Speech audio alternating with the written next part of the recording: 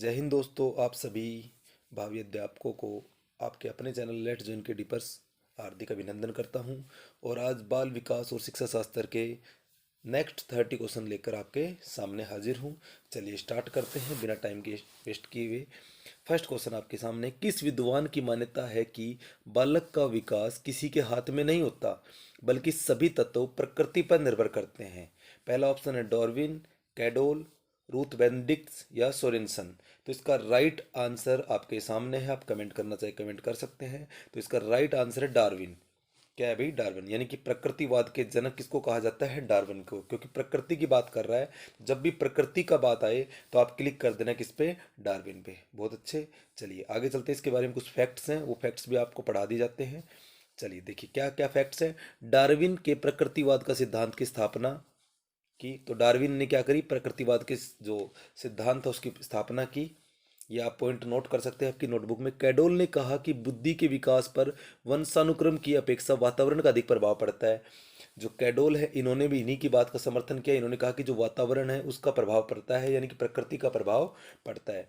उसके अलावा रूथ बेनेडिक्ट्स ने बालक के पर्यावरण की जानकारी शिक्षक को होना आवश्यक बताया। अगर क्वेश्चन आ जाए कि भाई किस मनोवैज्ञानिक ने ये कहा कि जो पर्यावरण की जानकारी शिक्षक को होनी चाहिए, तो उसका नाम है आपका रूथ बेनेडिक्ट्स। ये भी आपको पता होना चाहिए। उसके बाद में एक और है सोरेनसन। सोरेनसन ने क्या कहा वो भी सुन लो। शिक्षा का अनुकूलन एवं उचित पर्यावरण छात्रों के विकास में महत्वपूर्ण योगदान देता है, ये सोरेनसन ने कहा। तो चारों ऑप्शन प्रकृतिवाद के लिए ही हैं, लेकिन आपको क्वेश्चन था प्रकृतिवाद का जनक के बारे में बात हो रही थी यहाँ पे, तो आंसर रहेगा डार्विन। आई होप समझ में आ गया होगा। चलिए आगे चलते हैं, नेक्स्ट क्वेश्चन आपके पास है। नेक्स्ट क्वेश्चन कहता है कि किसने कहा कि शिक्षा मनोविज्ञान शिक्षकों की तैयारी की आधारशिला है? किसने कहा कि जो शिक्षा मनोविज्ञान है वो शिक्षकों की तैयारी के लिए महत्वपूर्ण है, या उसकी आधारशिला है, या बेस कह सकते हैं? तो ऑप्शन आपके पास है रोस, स्टेनले हॉल, जूंग या चार्ल्स स्किनर।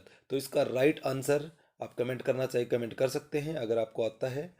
आई होप आपको आता ही होगा। तो इसका राइट आंसर रहेगा फोर्थ ऑप्शन, यानी कि चार्ल्स स्किनर ने कहा कि जो शिक्षा मनोविज्ञानक है वो शिक्षकों की क्या है? आधारशिला है। किसने कहा? चार्ल्स स्किनर ने। चलिए आगे चलते हैं, थर्ड क्वेश्चन पे चलते हैं। थर्ड क्वेश्चन किसका है देखिए। किसने कहा कि तुम मुझे एक बालक दो और मैं तुम उसको जो चाहो बना सकता हूं मैं? यानी कि मुझे कोई भी एक बालक दो और मैं उसको जैसा मैं चाहूंगा वैसे मैं उसको बना सकता हूं। क्रो एंड क्रो ने, अरस्तु ने, डार्विन ने या वॉटसन ने? तो कमेंट कीजिए जल्दी से आंसर। तो इसका राइट आंसर रहेगा फोर्थ ऑप्शन, यानी कि वॉटसन ने। वॉटसन ने कहा कि मुझे एक बालक दो, उसे मैं तुम जो कहो बना सकता हूँ, जैसा तुम कहोगे वैसा ही उसको मैं बना सकता हूँ, या मैं जो चाहूँ मैं वैसे उसको बना सकता हूँ। ये बात किसने करी?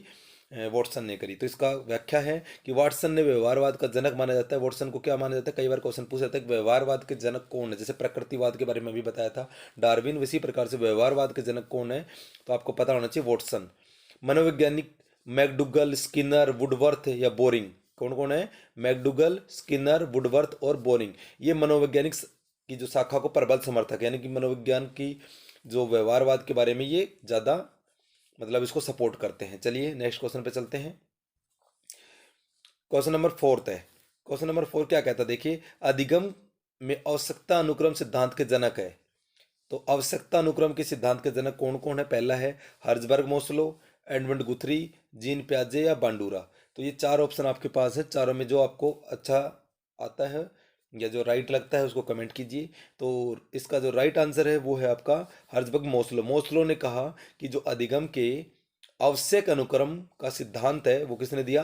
हर्जबर्ग मोस्लो ने दिया। चलिए आगे चलते हैं फिफ्थ क्वेश्चन पे।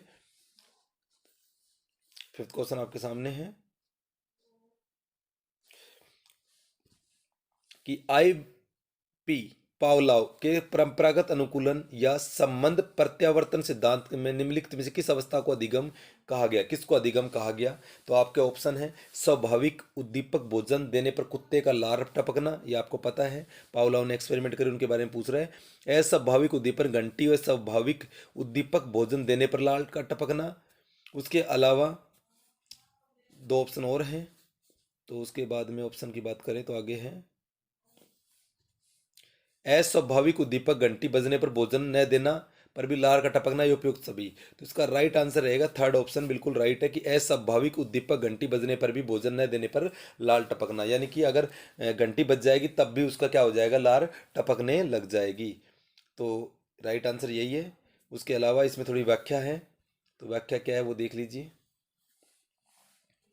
कि केवल घंटी बजने पर भोजन न देने पर भी लार टपकना अनुबंधित क्रिया है, यानी कि अनुबंधित अनुक्रिया का अधिगम कहते हैं। तो ये अनुबंधित अनुक्रिया के बारे में बताया पाउलोव ने। उसके अलावा नेक्स्ट क्वेश्चन पे चलते हैं। हैगार्ट हैगार्ट का अनुकरण अधिगम सिद्धांत निम्न में से किस क्षेत्र के विशेष उपयोगी है? जो अनुकरण अधिगम का सिद्धांत है किस में, भाषा में, संगीत में, कला में या उपयुक्त सभी में? तो इसका राइट आंसर आपको पता होगा, उपयुक्त सभी इसका राइट आंसर रहेगा। यानी कि जयगार्ड का जो अनुकरण का सिद्धांत है, यानी कि कॉपी करना दूसरों को, तो भाषा शिक्षण के लिए भी वेरी इंपॉर्टेंट है, संगीत सीखना उसके लिए भी, कला और नृत्य के लिए भी इंपॉर्टेंट है। क्लियर होगी बात? तो कुछ व्याख्या देख लीजिए हैगार्ट के बारे में।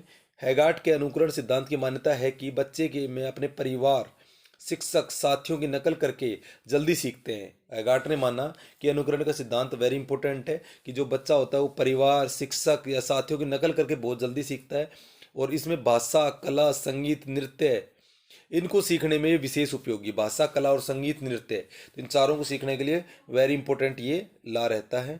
चलिए आगे चलते हैं 7वें क्वेश्चन पे। वीडियो अच्छी लग रही हो तो लाइक ज़रूर कर देना और चैनल को सब्सक्राइब कर लीजिए। शिक्षा के क्षेत्र में अंश से पूर्णता या ज्ञात से अज्ञात की ओर, शिक्षा के क्षेत्र में अंश से पूर्णता, अंश से पूर्णता या ज्ञात से अज्ञात की ओर जो नियम है अधिगम के किस सिद्धांत का प्रभाव है? तो पहला ऑप्शन है उद्दीपन अनुक्रिया, दूसरा है अनुकूलित अनुक्रिया, तीसरा है अनुकरण, या चौथा है अंतर्दृष्टि। तो चार ऑप्शन आपके पास हैं, तो इसका जो राइट आंसर रहेगा वो रहेगा उद्दीपन अनुक्रिया। क्या रहेगा भी इसका राइट आंसर? उद्दीपन अनुक्रिया। चलिए आगे चलते हैं, वेरी गुड। उसके अलावा इसकी कुछ व्याख्या है वो भी देख लिए। थोर्नडाइक ने उद्दीपन अनुक्रिया सिद्धांत को संबंधवाद का सिद्धांत, थोर्नडाइक के उद्दीपन अनुक्रिया सिद्धांत को संबंधवाद का सिद्धांत भी कहते हैं। चयन संबंध का सिद्धांत, प्रयास व त्रुटि का सिद्धांत या आवर्ती का सिद्धांत आदि के नामों से भी जाना जाता है। जो थोर्नडाइक का उद्दीपन अनुक्रिया सिद्धांत, उनके नाम है संबंध का सिद्धांत, चयन एवं संबंध का सिद्धांत, प्रयास व त्रुटि का सिद्धांत, और इसके अलावा आवर्ती के सिद्धांत के नाम से भी इसको जाना जाता है। चलिए आगे चलते हैं। चलिए 8th क्वेश्चन आपके पास है, गेस्टोल्ट का अर्थ क्या होता है? वेरी इंपॉर्टेंट क्वेश्चन है कि भाई गेस्टोल्ट का अर्थ क्या होता है? तो इसका ऑप्शन देखिए, उदारता, पूर्णकार, अनुबंधित या अधिगम। तो इसका जो राइट आंसर रहेगा वो रहेगा पूर्णकार। क्या रहेगा भाई? पूर्णकार। तो गेस्टोल्ट का क्या मतलब होता है भाई? पूर्णकार होता है। ठीक है जी। चलिए वेरी गुड। आप सभी अध्यापकों का हमारे चैनल पे बहुत बहुत स्वागत है, और अगर आपने चैनल को सब्सक्राइब नहीं करा है तो आपसे उम्मीद है कि आप चैनल को सब्सक्राइब करें। अंतर्दृष्टि या सूक्ष्म के सिद्धांत को गेस्टाल्ट सिद्धांत भी कहा जाता है। जो अंतर्दृष्टि या सूक्ष्म का जो सिद्धांत है उसको गेस्टाल्ट सिद्धांत भी कहा जाता है। जर्मन वैज्ञानिक मैक्स वर्दीमर तथा उनके सहयोगी कोहलर कोफा गेस्टोलवाडी कहा जाता है। देख लो ये कौन कौन से जर्मन वैज्ञानिक है, मैक्स वर्दीमर और उनके सहयोगी कौन थे? कोहलर और कोफा। इनको गेस्टोलवाडी कहा जाता है, और गेस्टोल का मतलब क्या होता है? पूर्णकार। क्या होता है भाई? पूर्णकार। ठीक है भाई, सम या समग्रारूप। चलिए वेरी गुड। आगे चलते हैं 9th क्वेश्चन पे। 9th क्वेश्चन क्या कहता है कि राष्ट्रीय पाठ्यचर्या 2005 में पूर्व पर प्राथमिक स्तर पर अधिगम की उचित माध्यम माना जाता है, यानी कि आपको तरीका क्या होगा पढ़ाने का 2000 एनसीआर 2005 के अकॉर्डिंग। तो राष्ट्रीय पाठ्यचर्या 2005 के अकॉर्डिंग सबसे जो मेथड, बढ़िया मेथड है, कौन सा मेथड हमें मानना चाहिए, माध्यम कौन सा रहेगा? उपदेशात्मक, खेल, क्रियात्मकता या बौद्धिकता? तो इसका राइट आंसर रहेगा खेल। तो इसका राइट क्या आंसर रहेगा? खेल। यानी कि जो 2005 के अकॉर्डिंग जो राष्ट्रीय पाठ्यचर्या है उसके अकॉर्डिंग खेल को सबसे बढ़िया अधिगम का माध्यम माना गया है। चलिए बहुत अच्छे, आगे चलते हैं। 9th क्वेश्चन पे आते हैं। 9th तो हो गया, 10th क्वेश्चन पे आते हैं। 10th क्वेश्चन पे आते हैं तो क्या है? निर्मितवादी अधिगम में छात्र की सक्रियता से पूर्ण ज्ञान एवं नवीन ज्ञान की अंतःक्रिया से ज्ञान की संरचना होती है, इस मान्यता के समर्थक मनोवैज्ञानिक है। पहला ऑप्शन है आपके पास जीन प्याजे, दूसरा ऑप्शन है जेएस ब्रूनर, तीसरा ऑप्शन है जॉन डवी, या चौथा है उपयुक्त सभी। तो इसके चारों का जो राइट आंसर है इसका उपयुक्त सभी यानी कि चारों तीनों के तीनों यानी कि जीन प्याजे, जे.एस. ब्रूनर या जॉन डिवी है, इनको सभी को निर्मत अधिगम छात्र की सक्रियता से पूर्व ज्ञान एवं नवीन ज्ञान की अंतःक्रिया से ज्ञान की संरचना होती है, ये मानते हैं। चलिए बहुत अच्छा, आगे चलते हैं। नेक्स्ट 11 क्वेश्चन है, क्या कहता है वो सुनिए कि भारतीय संविधान के किस अनुच्छेद 14 वर्ष तक के बालकों को निःशुल्क व अनिवार्य प्राथमिक शिक्षा दी जाएगी। सबसे पहले तो क्वेश्चन यही है कि भाई भारतीय संविधान में 14 वर्ष तक के बच्चों को निःशुल्क शिक्षा दी जाती है, और हमारे संविधान के किस आर्टिकल में लिखा हुआ है, तो article number 45, article number 40, article number 52 या आर्टिकल नंबर 86। तो इसका राइट आंसर आप कमेंट कीजिए।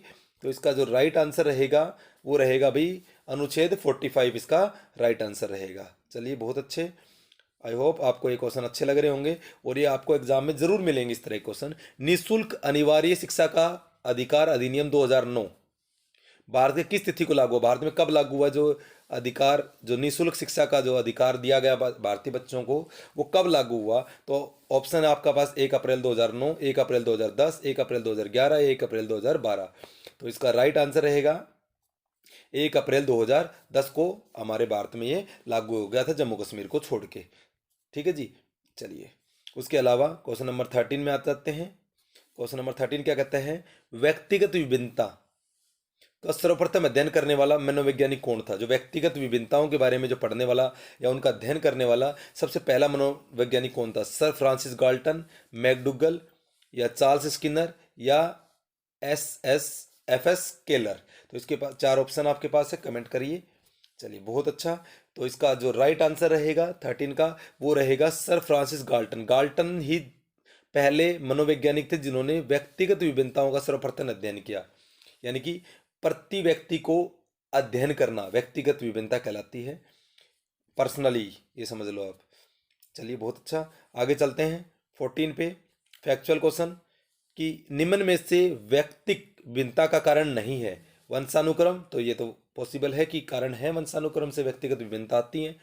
वातावरण, बिल्कुल वातावरण हो सकता है, लिंग भेद भी हो सकता है, या पाठ्य पुस्तक। जल्दी से कमेंट कीजिए। तो इसका राइट आंसर रहेगा पाठ्य पुस्तक, यानी कि पाठ्य पुस्तक व्यक्तिगत विभिन्नता का कारण नहीं हो सकती। ठीक है जी। तो यानी कि वंशानुक्रम होता है, वातावरण भी होता है और लिंग भेद भी होगा। बहुत अच्छा, आगे चलते हैं 15 क्वेश्चन पे। बड़ा ही इजी क्वेश्चन है। तो ऑप्शन आपके पास है कि भाई कै और ख का सिद्धांत, जो बुद्धि के लिए कै और ख का सिद्धांत हो, कौन प्रतिपादक है, डोनाल्ड ओ हेब, विने स्पीयरमैन या थॉर्नडाइक। तो इसका कमेंट कीजिए इसका राइट आंसर। तो इसका जो राइट आंसर रहेगा वो रहेगा हेब, यानी कै और ख का सिद्धांत किसने दिया, हेब ने दिया। किसने दिया भाई, हेब ने दिया। बहुत अच्छे, चलो थोड़ी सी इसके बारे में और डिटेल देख लेते हैं। क्या है भाई डिटेल कि हैब ने बुद्धि के कै और ख के सिद्धांत को बुद्धि के 2 भागों में बांटा। कै और ख 2 भागों में बांटा है, किसने, हैब ने। अब कौन कौन से हैं, कै का मतलब होता है जन्मजात गुण। कै का क्या मतलब होता है, जन्मजात, यानी कि जो आपको जन्म से जो गुण है आपके अंदर। और ख का मतलब होता है अर्जित या वातावरणीय गुण, यानी कि जो वातावरण से एक्विजिशन करते हो आप, जिस भी वातावरण में रह रहे हो उसके अकॉर्डिंग। वर्णन ने इसे सी बुद्धि का सिद्धांत भी कहा, और वर्णन ने इसको सी बुद्धि का सिद्धांत भी कहा। कै और ख सिद्धांत के प्रतिपादक थे और इन्होंने जन्मजात गुण और इनके बारे में बात हुई तो वर्णन ने इसको सी बुद्धि सिद्धांत भी इसी सिद्धांत का नाम दिया। चलिए बहुत अच्छे, आगे चलते हैं 16 क्वेश्चन पे चलते हैं कि इस मनोवैज्ञानिक अध्ययन विधि में प्रश्नकर्ता के सम्मुख उत्तरदाता नहीं होता। तो साक्षात्कार में तो उत्तरदाता होता है, केस स्टडी में या प्रश्नावली में या निरीक्षण विधि में। तो इसका राइट आंसर रहेगा वो रहेगा केस स्टडी विधि। कौन सा रहेगा, केस स्टडी विधि। ये प्रैक्टिस क्वेश्चंस हैं, आपको प्रैक्टिस में बहुत हेल्प करेंगे। अगर आपकी तैयारी है तो आप टेस्ट देखिए और आप बताइए मुझे कमेंट करके कितने आपके सही आए हैं। चलिए बहुत अच्छा, बाल्यावस्था को विकास की छद्म परिपक्वता या मिथ्या परिपक्वता किसने कहा, ये बताना है कि जो बाल्यावस्था है उसको मिथ्या परिपक्वता का काल कहा है लोक ने, रोस ने, प्लेटो ने या कोल ने। तो इसके राइट आंसर आपके पास हैं, आपके पास ऑप्शन 4 मिल गए हैं, इसमें से जल्दी से सही आंसर दीजिए। तो इसका राइट आंसर रहेगा रोस ने कहा है भी। तो मिथ्या परिपक्वता का काल कहा है किसको, बाल्यावस्था, किसने कहा, रोस ने कहा है भाई। ठीक है, तो इसका राइट आंसर है सेकंड ऑप्शन। बहुत अच्छे, 18 पे चलते हैं। 18 में देखिए क्या है, मिलनसारिता, सामाजिकता, समायोजन क्षमता में परिपूर्ण बुद्धि, जो अच्छे मुखिया। देखो जिसके अंदर मिलनसारिता होगी, सामाजिकता होगी, एडजस्टमेंट यानी कि समायोजन क्षमता होगी, से परिपूर्ण बुद्धि यानी कि जिसके पास ये सारी बुद्धियां हैं अच्छी, अच्छे मुखिया, व्यवसायी, राजनेता, सामाजिक कार्यकर्ता में होती है। तो तो ये किस में मिलेगी आपको पता है, या तो राजनेता में ये चार गुण मिलेंगे, मिलनसारिता के, सामाजिकता का या समायोजन का भाव मिलेगा, सामाजिक कार्यकर्ता में मिलेंगे, व्यवसायी में मिल सकते हैं, मुखिया में मिल सकते हैं। तो इसके ऑप्शन सुनिए क्या है। ऑप्शन के अकॉर्डिंग अगर हम बात करें तो ये कौन सी बुद्धि है ये बताना आपको। तो मूर्त बुद्धि है, अमूर्त बुद्धि है, सामाजिक बुद्धि है, उपरोक्त में से कोई नहीं। तो इसका जो राइट आंसर रहेगा वो रहेगा सामाजिक बुद्धि। क्या रहेगा भाई इसका, सामाजिक बुद्धि इसका राइट आंसर रहेगा। चलिए बहुत अच्छे, आगे चलते हैं 19 क्वेश्चन पे। तो 19 क्वेश्चन को देखिए। विद्यालय में बालकों की समस्याओं के समाधान के लिए निरंतर निर्देशन की आवश्यकता होती है, क्योंकि जो बालक है उनकी समस्याओं के समाधान के लिए लगातार कंटिन्यूसली निर्देशन की आवश्यकता है, क्योंकि इससे बालक नियंत्रित रहता है, इससे बालक की अपनी परिस्थितियों के साथ बेहतर समायोजन हो सकता है, इसमें बालक की अपनी व्यक्तिगत समस्याओं का परित्याग कर सकते हैं उपयुक्त सभी। जल्दी से आप कमेंट कर सकते हैं 19 का क्या आंसर आने वाला है। चलिए बहुत अच्छे, तो इसका राइट आंसर रहेगा सेकंड ऑप्शन, यानी कि बालक की अपनी परिस्थितियों के साथ बेहतर समायोजन हो सकता है, ये आंसर दिया गया भाई। तो इसका राइट आंसर रहेगा। चलिए 20 पे चलते हैं। 20 कहता है कि पिछड़े बालक से सभी सही अभिप्राय है, यानी कि पिछड़े बालक का क्या मतलब है। वह बालक जो शारीरिक और मानसिक रूप से असक्षम है, बिल्कुल बात सही है। जो शारीरिक रूप से और मानसिक रूप से तो पिछड़ा बालक तो है ही वो। बालक मंदबुद्धि है, तो मंदबुद्धि है तो भी पिछड़े बालक से हो सकता है। वह बालक दूसरे बालकों की पर्याप्त दूरी बनाए रखता है, या उपयुक्त सभी। तो 20 का आंसर क्या रहेगा, जल्दी से कमेंट कीजिए। तो इसका राइट आंसर रहेगा उपयुक्त सभी। क्या रहेगा इसका राइट आंसर, उपयुक्त सभी। क्योंकि वो बालक देखो शारीरिक और मानसिक रूप से असक्षम है तो उसको हम पिछड़ा बालक बोल सकते हैं, मंदबुद्धि बालक है तो भी पिछड़ा बालक बोल सकते हैं, या वह दूसरों से पर्याप्त दूरी बना के रखता है तो भी उसको पिछड़ा बालक बोला जाएगा। तो यानी कि इसका राइट आंसर रहेगा फोर्थ ऑप्शन भाई। बहुत अच्छे, 20 के बाद में चलते हैं, 10 क्वेश्चन और बचे हुए हैं। चलो इसकी थोड़ी व्याख्या भी देख लेते हैं कि पिछड़ा बालक वह है जिसकी उपलब्धियां या कार्य औसत बालकों के समान नहीं है, इसलिए इसको पिछड़ा बोला गया। अतः ऐसा बालक दूसरे बालकों के साथ सहज रूप से कार्य नहीं कर पाता है, यानी कि पीछे रह जाता है वो। ठीक है जी, चलिए बहुत अच्छे है। 21, अब लास्ट के 10 क्वेश्चन बचे हैं, और मुझे बताना कमेंट करके कि आपके कितने सही आए हैं। मनोवैज्ञानिकों ने किस परिवार का पीढ़ी दर पीढ़ी अध्ययन करके यह सिद्ध किया कि प्रतिभा संपन्नता एवं उच्च बुद्धि वंशानुगत होती है। ये एक प्रयास था कि परिवार की पीढ़ी का अध्ययन किया और फिर देखा कि जो प्रतिभा होती है वो या उच्च बुद्धि होती है वह वंशानुगत होती है, यानी कि जेनेटिकली ट्रांसफर होती है। तो किस परिवार के ऊपर यह अध्ययन किया, किस मनोवैज्ञानिकों ने किस परिवार पर अध्ययन किया। तो ऑप्शन देखिए, डीवी परिवार के ऊपर, एडवर्ड परिवार पे, बिने परिवार पे, या चार्ल्स परिवार पे। तो जल्दी से इसका आंसर दीजिए। तो इसका राइट आंसर कमेंट करिए, और इसका राइट आंसर रहेगा एडवर्ड परिवार पे। क्या है भाई, एडवर्ड परिवार पे। और इस एडवर्ड परिवार के ऊपर जो प्रशिक्षण हुआ उसके अकॉर्डिंग बताया गया कि जो बुद्धि होती है, प्रतिभा संपन्नता या उच्च बुद्धि, वो वंशानुगत होती है। बहुत अच्छे, आगे चलते हैं 22 क्वेश्चन पे चलते हैं। 22 क्वेश्चन आपके सामने है।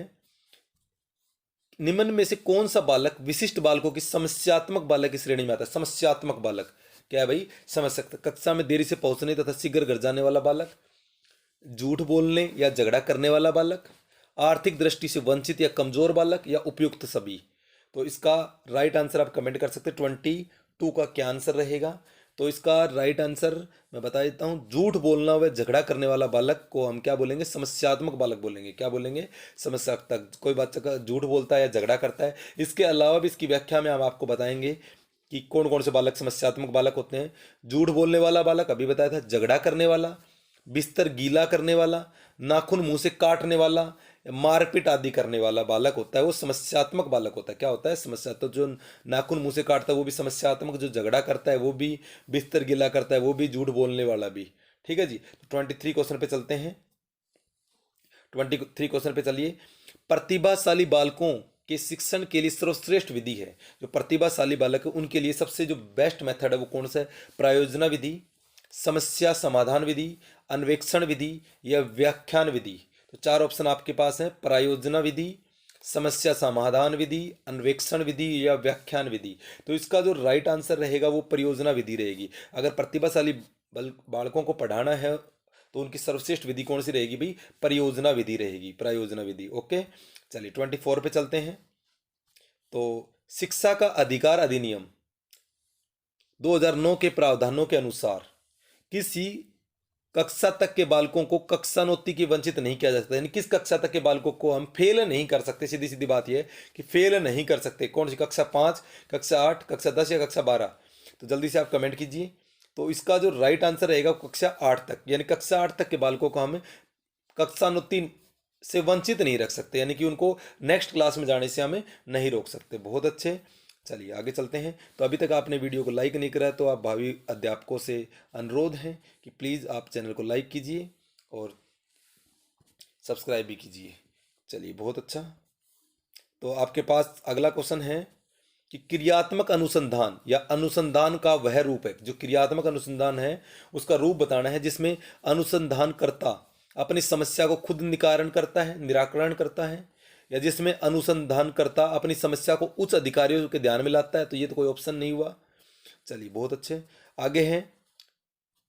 थर्ड ऑप्शन है जिसमें अनुसंधानकर्ता घरेलू समस्याओं का स्वयं हल निकालता है, घरेलू समस्याओं का कोई लेना देना नहीं, या उपयुक्त सभी। तो इसका जो राइट आंसर रहेगा वो रहेगा आपका फर्स्ट ऑप्शन। फर्स्ट ऑप्शन क्या है? जिसमें अनुसंधानकर्ता अपनी समस्याओं का खुद निराकरण करता है। जो अनुसंधान करता होगा, रिसर्च वाला होगा, वो अपनी समस्या का खुद निराकरण करेगा, यानी कि उसका सॉल्यूशन करेगा। बहुत अच्छे, नेक्स्ट क्वेश्चन पे चलते हैं 26 पे। नेक्स्ट क्वेश्चन है आपका 26। क्या है? क्रियात्मक अनुसंधान के कार्य क्षेत्र में शामिल नहीं है। जो क्रियात्मक अनुसंधान है उसमें क्षेत्र में शामिल नहीं है। बच्चों का परस्पर झगड़ना, प्रधानाध्यापक व अन्य शिक्षक पारस्परिक सहयोग व संबंध, तो ये तो बिल्कुल है शामिल। बच्चों का परस्पर झगड़ने को भी ध्यान देना पड़ेगा। शैक्षिक सामग्री या उपकरणों की समस्या, शिक्षकों के व्यक्तिगत झगड़े, ये चीज़ शामिल नहीं है भाई। फोर्थ ऑप्शन इसमें शामिल नहीं है। तो बहुत अच्छे, आगे चलते हैं 27 क्वेश्चन पे चलते हैं भाई। 27 क्वेश्चन पे चलते हैं। 27 पे क्या है देखिए। राष्ट्रीय पाठ्यचर्या 2005 में आरंभिक अध्यायों के निम्न में से किस बात पर चर्चा की गई? 2005 के आरंभिक अध्यायों में निम्न में से किस बात पर चर्चा की गई? स्वतंत्रता के बाद किए गए पाठ्य चर्चाओं के सुधार में। एक तो ये ऑप्शन आपके लिए हो सकता है, या इसके अलावा आपके ऑप्शन है भाषा शिक्षा के मातृभूमि शिक्षक के महत्व की, वार्षिक परीक्षा एवं मूल्यांकन की परंपरागत प्रणाली की, या उपयुक्त सभी। तो 4 ऑप्शन आपके पास हैं। तो इसका जो राइट आंसर रहेगा वो फर्स्ट ऑप्शन रहेगा, जिसके अकॉर्डिंग बताया गया कि स्वतंत्रता के बाद किए गए पाठ्यचर्या के सुधारों के प्रयासों की। भी क्या ऑप्शन है? स्वतंत्रता के बाद किए गए पाठ्यचर्या के सुधारों के बारे में बात हो रही है। चलिए बहुत अच्छे हैं, आगे चलते हैं। 28 क्वेश्चन है आपके पास। 28 क्वेश्चन कि निम्नात्मक प्रश्न के दो मुख्य रूप हैं। निम्नात्मक प्रश्न के दो मुख्य रूप है दीर्घ उत्तर प्रश्न या वस्तुनिष्ठ। वस्तुनिष्ठ तो हो नहीं सकते, या दीर्घ उत्तर या सत्य असत्य। तो सत्य असत्य ये तो निम्नात्मक में आ नहीं सकते। पूर्ति प्रश्न या मिलान ये भी नहीं आ सकते। तो इसका राइट आंसर रहेगा दीर्घ उत्तर प्रश्न या लघु उत्तर प्रश्न। तो ये इसका राइट आंसर रहेगा। तो क्या आंसर रहेगा इसका? सेकंड ऑप्शन इसका राइट आंसर रहेगा, यानी कि दीर्घ उत्तर प्रश्न या लघु उत्तर प्रश्न। आप चलते हैं नेक्स्ट क्वेश्चन 29 के ऊपर। 29 में क्या कहा गया है? निम्न में से बाल केंद्रित शिक्षा विधि। तो बाल केंद्रित शिक्षा विधि के बारे में बात कर रहे हैं। डेक्राली प्रणाली, मोंटेसरी प्रणाली, या किंडरगार्टन, या उपयुक्त सभी। तो इसका जो राइट आंसर रहेगा वो उपयुक्त सभी रहेगा, क्योंकि डेक्राली जो प्रणाली है, या मोंटेसरी प्रणाली है, या जो किंडरगार्टन की जो प्रणाली है, वो सभी बाल केंद्रित शिक्षा विधि है। कौन सी विधि है? बाल केंद्रित शिक्षा विधि है। I hope. अब लास्ट क्वेश्चन है, इसका आंसर आप कमेंट बॉक्स में देंगे। मापन मूल्यांकन का ज्ञानोपयोगी उद्देश्य है। क्या बताया? मापक मूल्यांकन का ज्ञानोपयोगी उद्देश्य है। पहला ऑप्शन आपके पास है छात्रों की कमजोरियों का पता लगाना, कि छात्रों की कहाँ कमजोरी है। छात्र को परामर्श एवं निर्देशन सेवाएं प्रदान करना, छात्र को शारीरिक विकास को गति देना, या छात्रों का संस्कारवान बनाना। तो ये 4 ऑप्शन आपके पास हैं। आई होप आप ये कमेंट में आंसर देंगे। वीडियो अच्छी लगी तो लाइक करना, चैनल को सब्सक्राइब करना। तब तक के लिए नमस्कार, थैंक यू। नेक्स्ट वीडियो में आपको मिलते हैं।